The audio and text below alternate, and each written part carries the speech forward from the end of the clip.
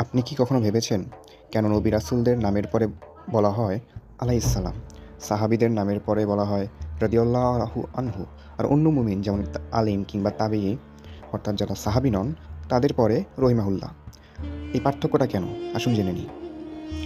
নবী ও রাসূলদের নামের পরে আমরা বলি আলাইহিসসালাম, অর্থাৎ তার উপর আল্লাহর পক্ষ থেকে শান্তি বর্ষিত হোক, কারণ আল্লাহ নিজেই কোরআনে নবী ও রাসূলদের উপর সালাম পাঠিয়েছেন। সালাম নূহের উপর, সূরা সাফফাত আয়াত ৭৯। সালাম ইব্রাহিমের উপর, সূরা সাফফাত আয়াত ১০৯। তাই নবী রাসূলদের জন্য সালাম এটা আল্লাহর নির্ধারিত সম্মান। আবার সাহাবীদের নামের পরে বলা হয় রাদিয়াল্লাহু আনহু, অর্থাৎ আল্লাহ তার প্রতি সন্তুষ্ট হয়েছেন। কেন? কারণ আল্লাহ কোরআনে সাহাবীদের ব্যাপারে সরাসরি বলেছেন আল্লাহ তাদের প্রতি সন্তুষ্ট হয়েছেন এবং তারাও আল্লাহর প্রতি সন্তুষ্ট। সূরা আত-তাওবা আয়াত ১০০। অর্থাৎ সাহাবীদের জন্য আমরা আল্লাহর ঘোষণাকে স্বীকার করছি।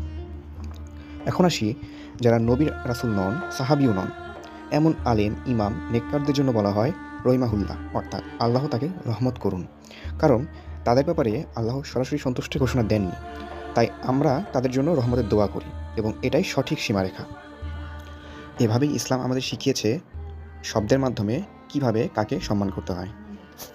এই ছোট শব্দগুলোর মধ্যেই লুকিয়ে আছে ইসলামের বড় শিক্ষা।